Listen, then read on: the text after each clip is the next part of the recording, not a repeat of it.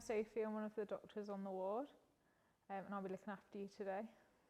Dr. Sophie Bunn, MBCHB, BSc Hons. So I've been a doctor for almost 2 years, just got 3 more days to go and then I'll be fully 2 years in. So after medical school, I have been a foundation doctor and I did 4 months on a surgical job and then I started on respiratory medicine, at which point COVID hit, and I then ended up being a very junior doctor on a respiratory ward for 8 months of the first wave of the pandemic. And then I moved from there on to intensive care and A&E, so kind of got the full COVID experience.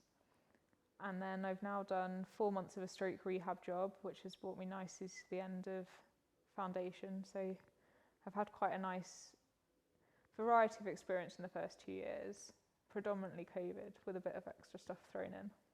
So the next year I'm hoping is a bit more work-life balance and a mixture of medicine and climbing and starting to work out exactly what I want to do in the future. I suspect I will probably end up doing anaesthetics, certainly anaesthetic training in the next 5 years or so, and hopefully do a mix of theatre time and something else along the side, maybe intensive care, maybe some pre-hospital medicine, rather than just doing one thing all day, every day. Yeah, just a bit of variety, and I think they all complement each other and there's lots of different aspects that you can do.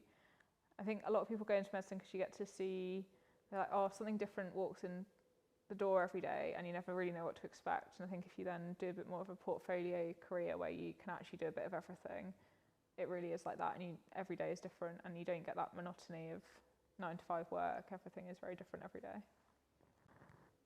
I'm not really sure. I never really remember making the conscious decision to do medicine. I feel like it's always what I was going to do.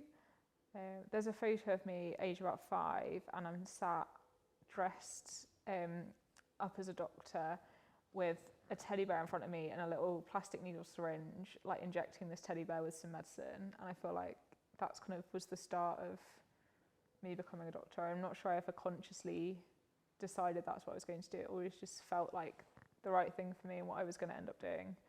And I suspect that's in part what everyone in the family does and in part a bit of my personality.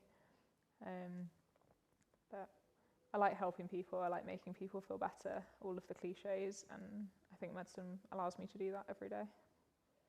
So when I was doing my A-levels, I would have said I would have been a teacher and I would have taught philosophy and ethics because that's the other subject I absolutely loved at school and would have loved to learn more about and study more. Now I would say rock climbing instructor because then you'd get to spend all day outside climbing and that would be the absolute ultimate job. So that would be what I'd choose now.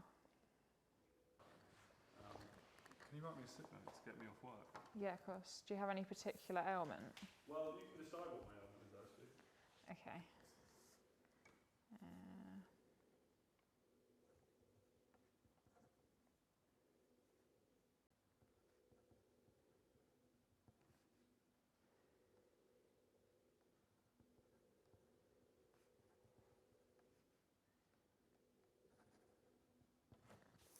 So can you tell me what you've written? Okay. So I've written it to your doctor. So I've written, Dear Doctor, read Josh Whitman. Please kindly excuse Josh from work this week as due to extreme fatigue from family interviews, he will need a week off to recover. I would recommend return to work with amended duties as follows. 10 a.m. starts for the first week, additional coffee breaks, and no weekend work for the first month. Many thanks. S. Bunn, FY2. And then I've signed it. I love that. That's brilliant, actually. I feel like that was one of the closest to home, to be honest. Well, Dr. Bunn, thank you very much for your time. Thank you.